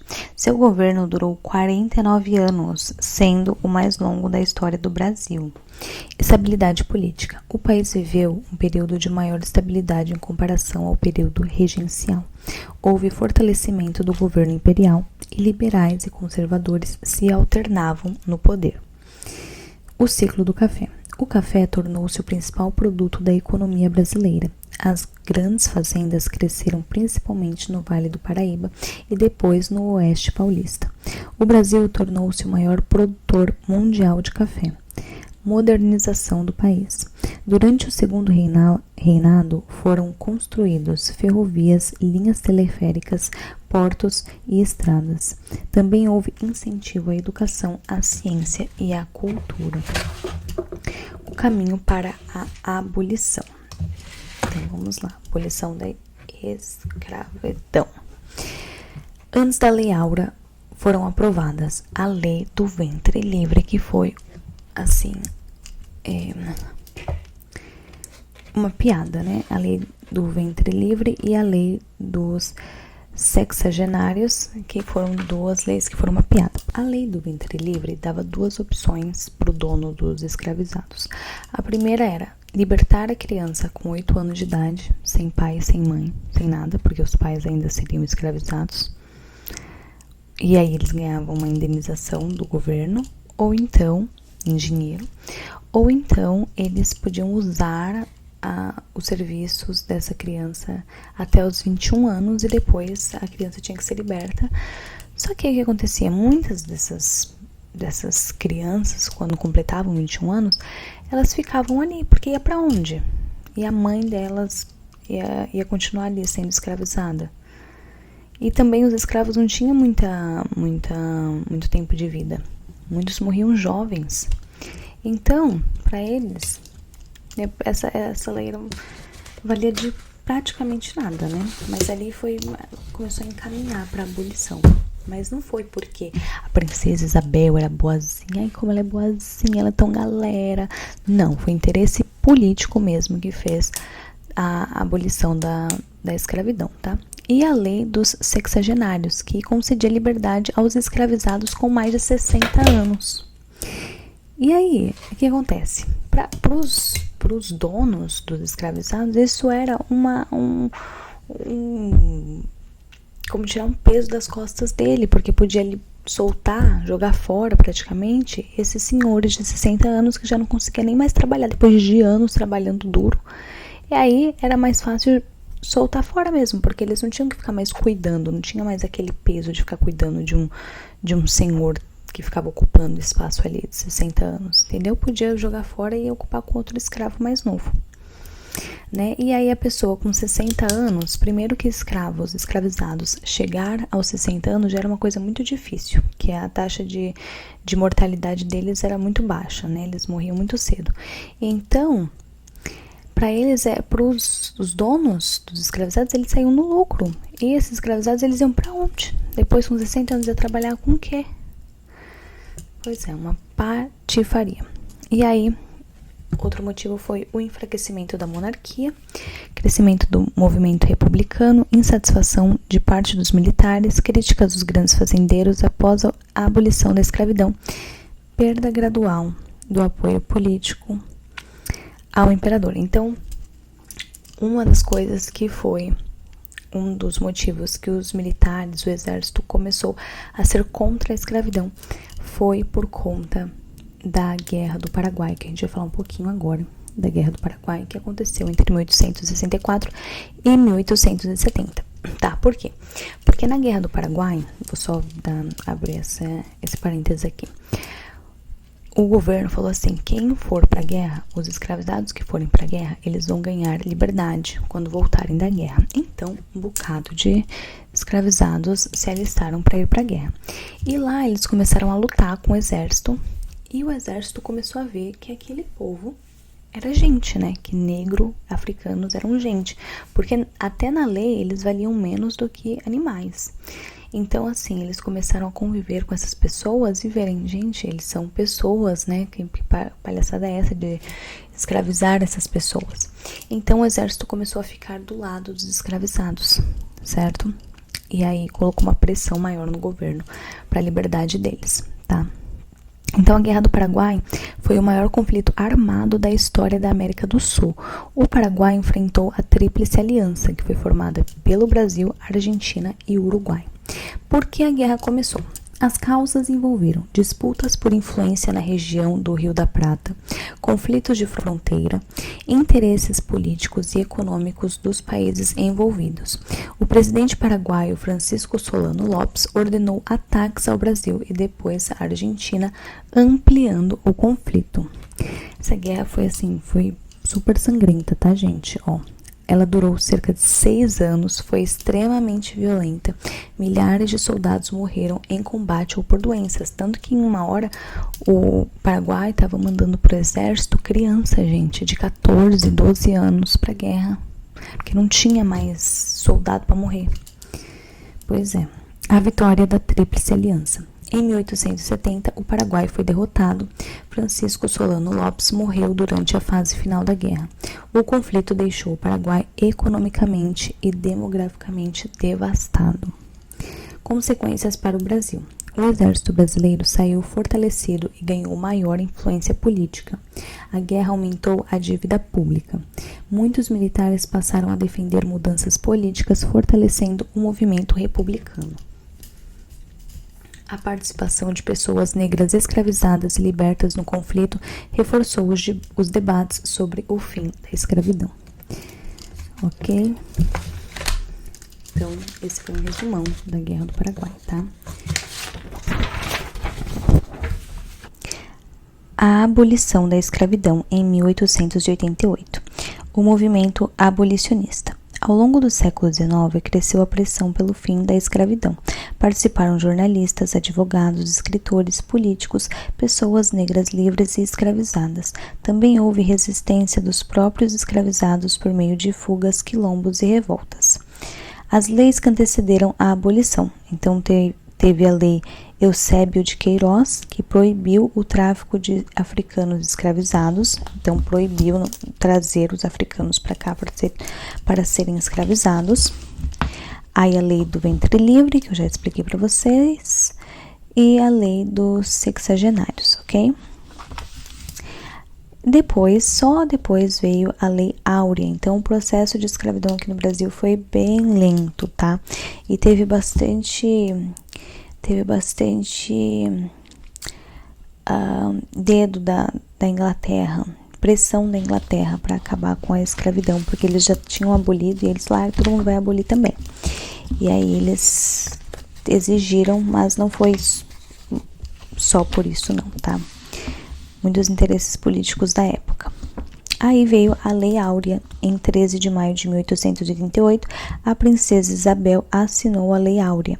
A lei aboliu oficialmente a escravidão no Brasil. O Brasil tornou-se o último país das Américas a acabar oficialmente com a escravidão. O que mudou? Cerca de 700 mil pessoas escravizadas conquistaram a liberdade legal, tá? 700 mil pessoas com a liberdade e sem saber o que fazer com a vida, né? Tanto que muitos continuaram trabalhando para os seus senhores, e os senhores, eles saíram, né, quem tinha os escravos, eles saíram ganhando, porque eles perceberam que pagar para ter um escravo custava muito menos, pagar uma mixaria custava muito menos do que ter que manter um escravo.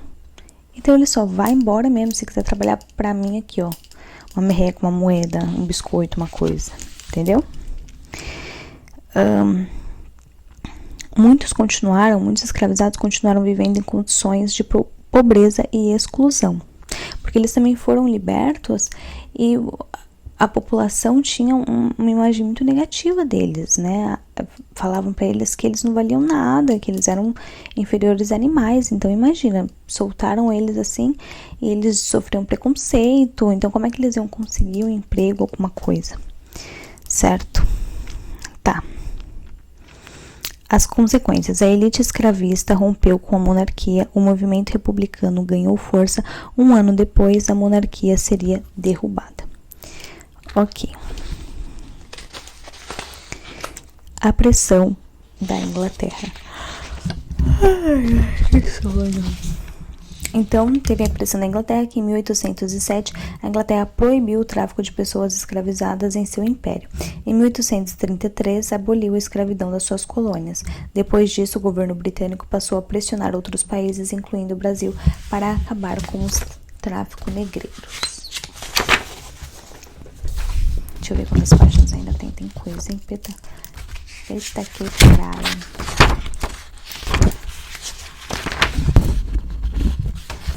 O fim do tráfico negreiro. A pressão britânica, somada ao crescimento do movimento abolicionista brasileiro, levou à aprovação da Lei Eusébio de Queiroz em 1850. Essa lei proibiu o tráfico transatlântico de africanos escravizados para o Brasil. No entanto, a escravidão dentro do país continuou por 38 anos, tá? Depois ainda dessas leis, ainda continuou por 38 anos. Embora a Inglaterra tenha pressionado fortemente pelo fim do tráfico e da escravidão, os historiadores destacam que a abolição foi resultado de vários fatores ao mesmo tempo. Embora a Inglaterra tenha pressionado fortemente pelo fim do tráfico e da escravidão, os historiadores destacam que a abolição foi resultado de vários fatores ao mesmo tempo, que foi a resistência das pessoas escravizadas, o movimento abolicionista brasileiro, a pressão diplomática e econômica brasileira e mudanças na economia do país, com setores que passaram a considerar o trabalho assalariado mais vantajoso, né? Como eu disse. Tá. Então, a gente não atribui à Inglaterra, tá? Foi muito mais interesses políticos da Inglaterra também para que isso acontecesse. Não porque ela é boazinha toda a galera, não, tá? Parte 18. A proclamação da República em 1889.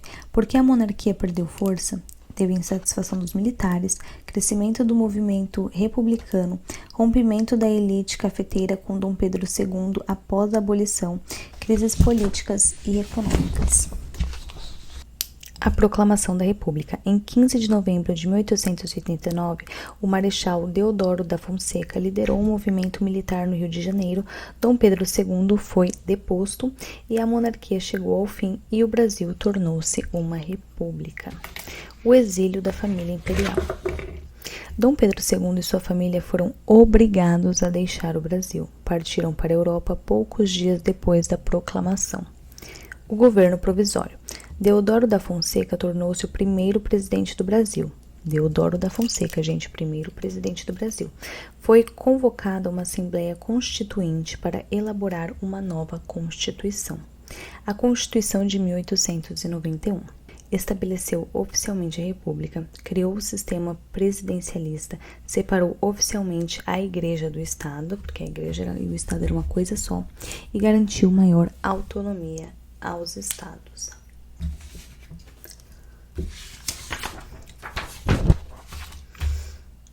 Aí vamos para a parte da República Velha, em 1889 até 1930. O início da República. Após a proclamação da República, o Brasil passou a ser governado por presidentes. A primeira Constituição Republicana foi promulgada em 1891. O país adotou o sistema presidencialista e federalista. A República da Espada, de 1889 a 1894. Os dois principais presidentes eram militares, o Marechal Deodoro da Fonseca e o Marechal Floriano Peixoto. Esse período ficou conhecido como República da Espada. A política do café com leite. A partir de 1894, São Paulo e Minas Gerais passaram a dominar a política nacional. Presidentes se alternavam entre políticos desses dois estados. São Paulo representava a produção de café e Minas Gerais a produção de leite e pecuária, embora sua economia fosse mais diversificada, tá? Então, o que estava acontecendo aqui? Então, a gente teve dois presidentes militares. E aí, a época que os presidentes eles eram militares, o Marechal Deodoro da Fonseca e Marechal Floriano Peixoto, ficou conhecido como República da Espada. E aí teve também a política do café com leite logo após, que era o quê? Naquela época, os deputados, o estado que tivesse mais deputados, que tivesse mais população, poderia ter mais deputados. Então, São Paulo tinha dinheiro e Minas Gerais tinha população. Então, os dois eles resolveram se unir na política do café com leite. E aí, um ano indicava um presidente de São Paulo e no outro ano um presidente de Minas Gerais. E eles iam alternando entre um paulista e um mineiro. E eles fizeram esse acordo, amigas. E foi isso. E aí teve o coronelismo. Coronelismo, que foi grandes fazendeiros, chamados de coronéis, controlavam a política local, influenciavam eleições e a vida da população. Seu poder era baseado na posse de terras, riqueza e influência regional. O voto de cabresto. O voto não era secreto. Aí, gente, aí o bicho pegava. Por quê? Muitos eleitores sofriam pressão ou eram obrigados a votar no candidato indicado pelo coronel. Fraudes eleitorais eram frequentes. Então, o voto era aberto, gente. Então, você podia ir lá e ver, em quem meu vizinho votou, em quem fulano votou, sei lá, quem da minha família votou, meu chefe, não sei o quê. Então, eles podiam checar lá quem meu funcionário votou e ver em quem votou, e eles podiam manipular, falar, vota em mim que eu te dou isso, vota em mim que eu te dou aquilo, consegue tantos votos pra mim que eu te dou um cargo público, e por aí ia, desse jeito eles iam fazendo, tá? Nessa época, mulheres não podiam votar, tá, gente? Então, só pessoas com escolaridade alfabetizadas poderiam votar.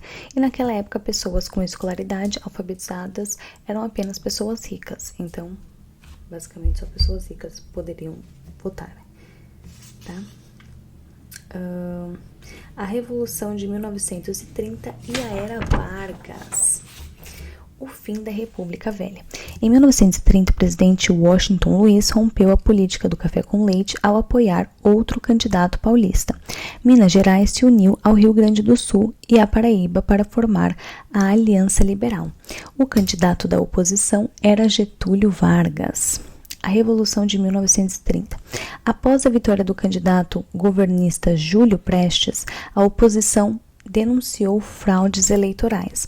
O assassinato de João Pessoa, vice de Vargas, aumentou a tensão política, embora tenha ocorrido por motivos locais e não apenas políticos. Militares e líderes da Aliança Liberal derrubaram Washington Luiz. Getúlio Vargas assumiu o poder sem novas eleições. Então, o vice do Getúlio Vargas, ele foi assassinado, mas não tinha nada a ver com política. E aí, Getúlio Vargas não era bobo nem nada, ele foi lá e falou, vou usar isso como campanha política, vou falar, olha, assassinaram o meu vice e tudo mais. E aí, simplesmente, ele assumiu o poder, conseguiu tirar o Washington Luiz do poder. Ele fez com que os militares e os líderes da Aliança Liberal derrubassem o Washington Luiz, tá? Sem novas eleições, ele só conseguiu mesmo porque o vice dele foi assassinado e ele usou isso como uma propaganda política, certo?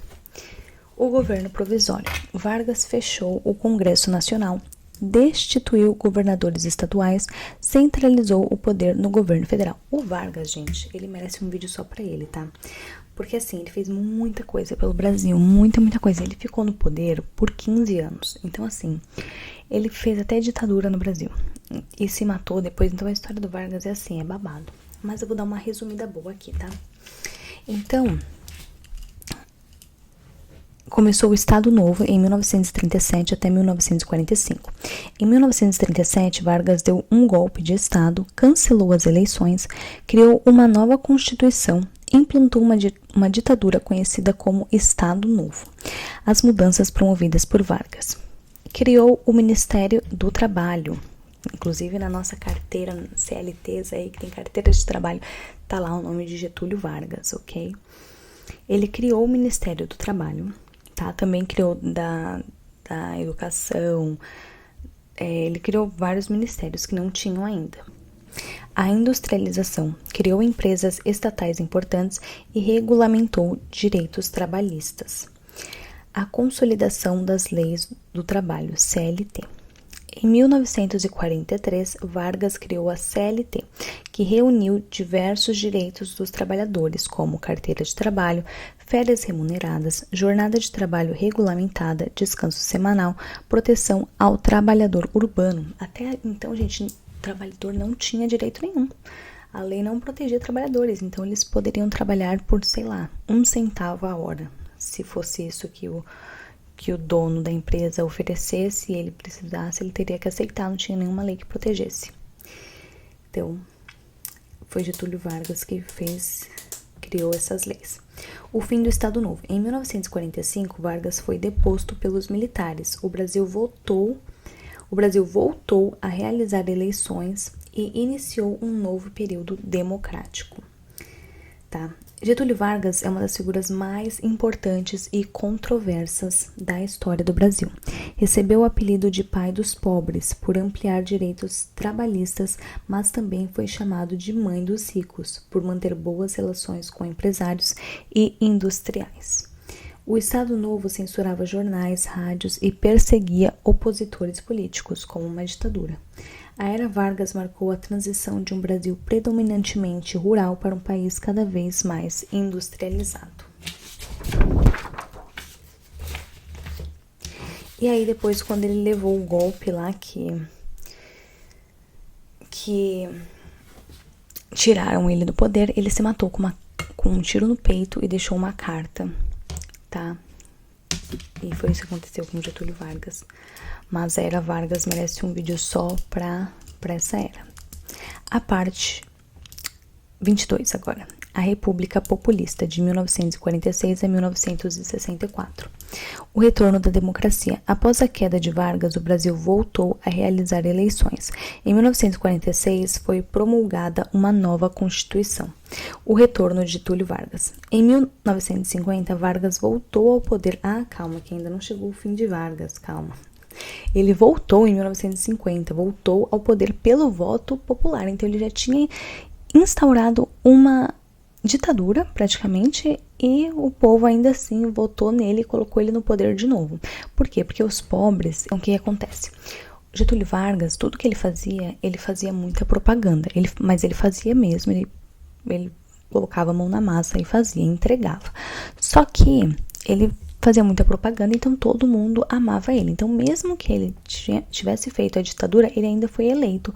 Por quê? Porque ele fazia muita propaganda do que ele fazia e o povo pobre achava que se ele saísse do poder, eles iriam perder os seus direitos, tá? Mas estava lá na Constituição, porém eles achavam, não, se o Getúlio sair, nós vamos perder os nossos direitos. Então eles colocaram ele no poder novamente, ok? E aí criou políticas para fortalecer a indústria nacional.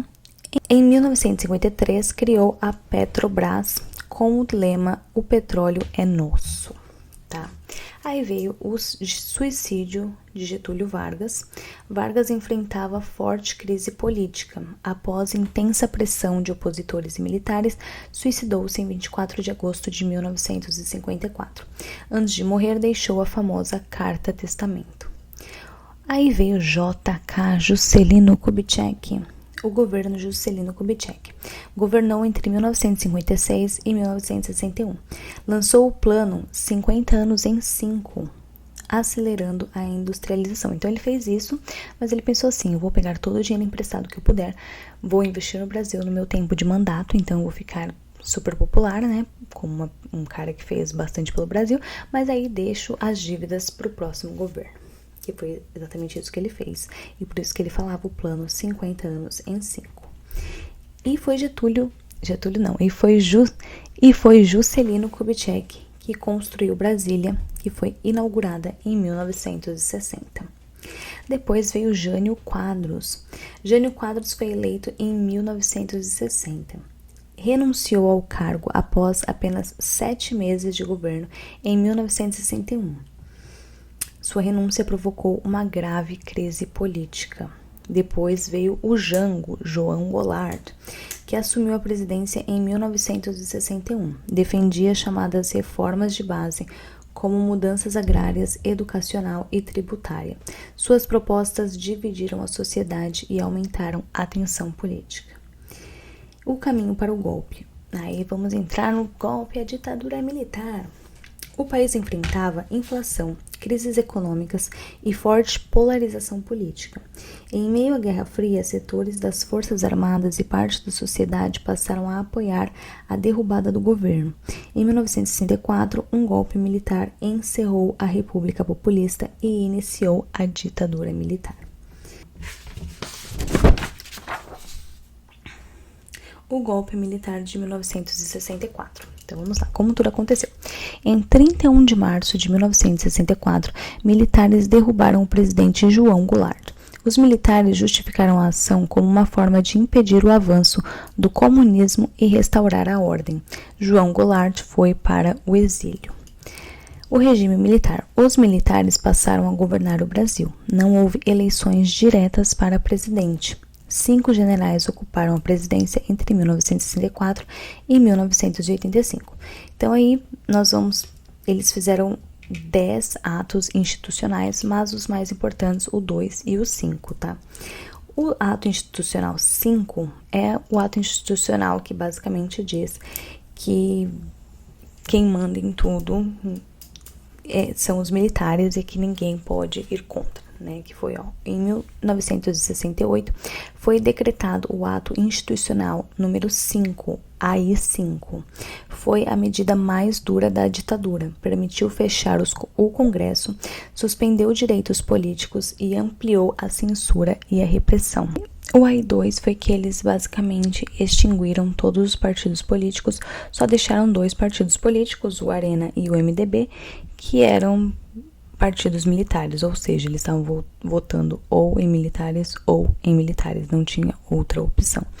Tá? Então, o AI-2 foi para isso, para ter só os partidos dos interesses dele, e o AI-5 que foi cala a boca e obedece, senão vai dar ruim para você, basicamente, ok? A censura e repressão. Jornais, músicas, filmes e peças de teatro eram censurados. Muitos opositores foram presos, torturados ou exilados. Alguns grupos organizaram resistência armada ao regime. O milagre econômico. Entre o fim dos anos 1960 e o início dos anos 1970, a economia cresceu rapidamente. Foram realizadas grandes obras de infraestrutura, como a Ponte Rio-Niterói e a rodovia Transamazônica. Apesar do crescimento, a desigualdade social também aumentou e o país acumulou uma grande dívida externa. Então, assim, eles fizeram coisas pelo Brasil, mas, ao mesmo tempo, a desigualdade social só aumentava. E a dívida também, a dívida externa. A abertura política. No fim da década de 1970, iniciou-se uma abertura gradual. A censura começou a diminuir, movimentos pela democracia ganharam força. O fim da ditadura. Em 1985, os militares deixaram o poder. O Brasil voltou a ser governado por um presidente civil. Então, a ditadura, gente, durou 21 anos, tá? E o AI-5 permaneceu em vigor por cerca de 10 anos. Até hoje, esse período é objeto de intenso debate entre historiadores e na sociedade brasileira.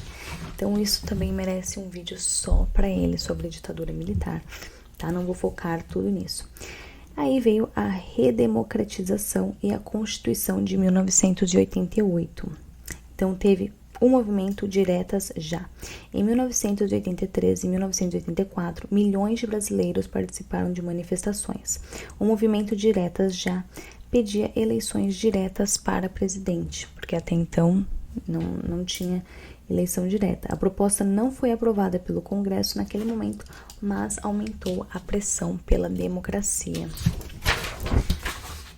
Até que veio o fim do regime militar em 1985, Tancredo Neves foi eleito presidente de forma indireta. Antes de tomar posse, adoeceu e faleceu. E aí veio o vice José Sarney, que assumiu a presidência. A Constituição de 1988, promulgada em 5 de outubro de 1988, ficou conhecida como Constituição Cidadã. Reestabeleceu plenamente a democracia, liberdade de expressão. Então, garantiu direitos como liberdade de expressão, eleições diretas, direito de voto para analfabetos, ampliação dos direitos sociais, fortalecimento dos direitos e garantias fundamentais. Depois teve o retorno das eleições diretas. Em 1989, o Brasil realizou a primeira eleição direta para presidente desde 1960. O eleito foi Fernando Collor de Mello. Aí vem o Collor, gente, lá vem ele. O legado da redemocratização. O Brasil consolidou o regime democrático, as instituições passaram a funcionar sob a nova Constituição e a democracia brasileira continua em constante desenvolvimento e enfrenta desafios como qualquer sistema democrático, ok? Aí vamos para a Nova República, rapidinho, gente.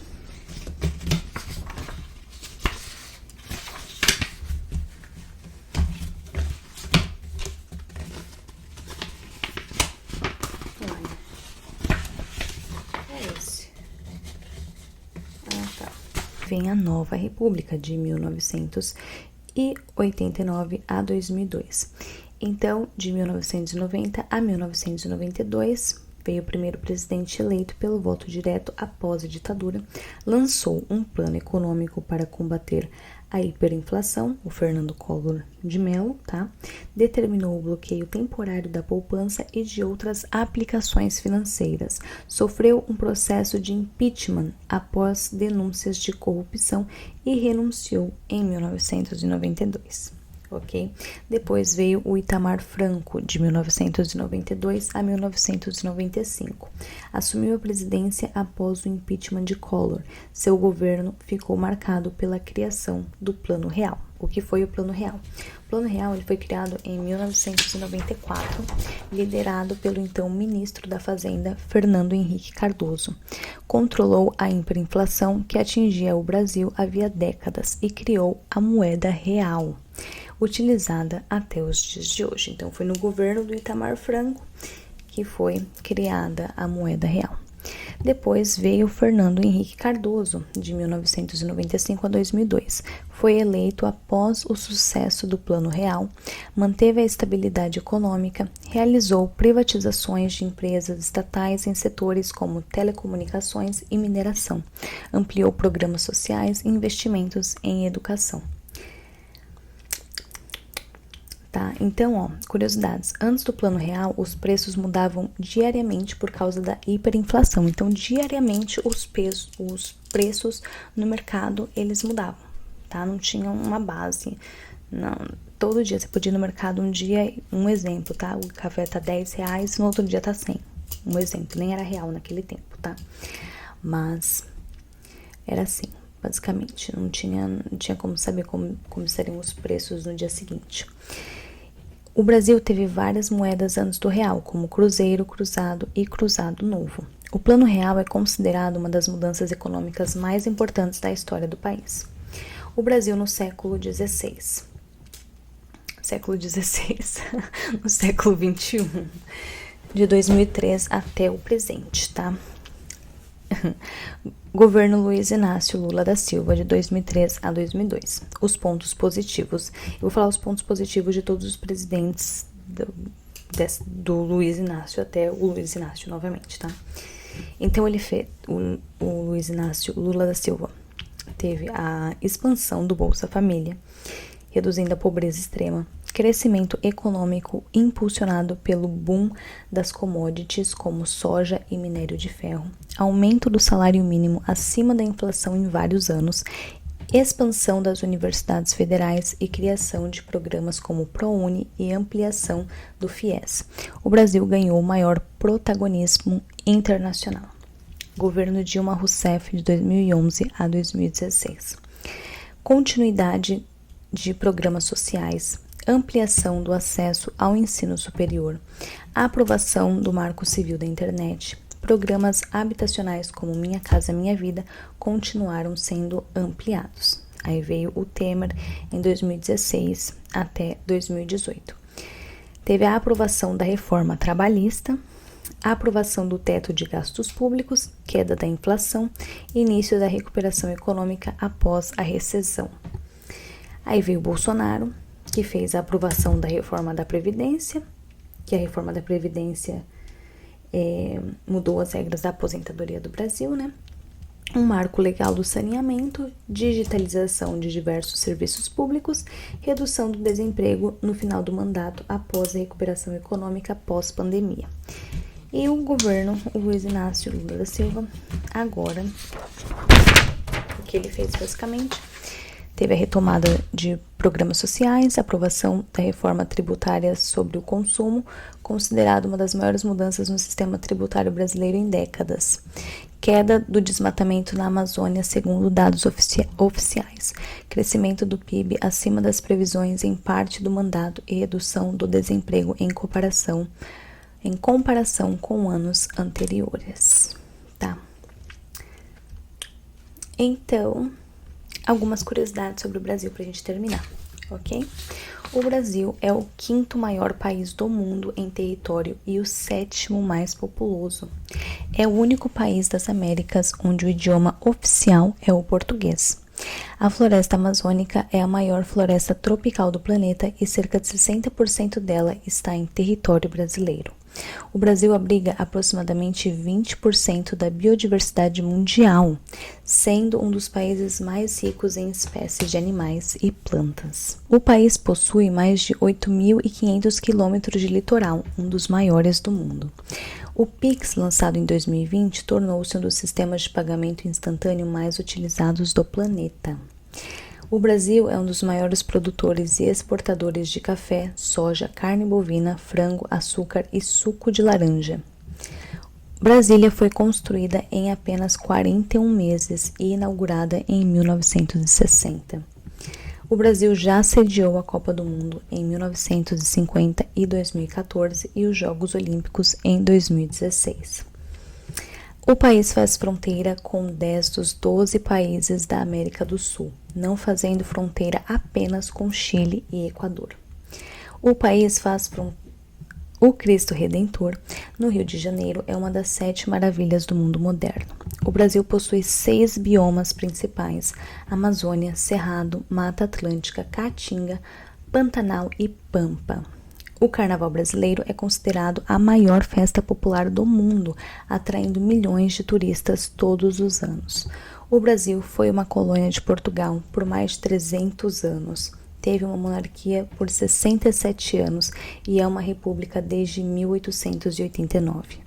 A seleção brasileira masculina é a única que conquistou 5 Copas do Mundo da FIFA, sendo a maior campeã da história do torneio. E é isso, minha gente. I love Brazil. Entre tudo que a gente passou, entre altos e baixos, a gente tem que amar o nosso país, defender o nosso povo e lutar pelo nosso povo, que é o mais importante. Beijo no coração de vocês e até o próximo vídeo.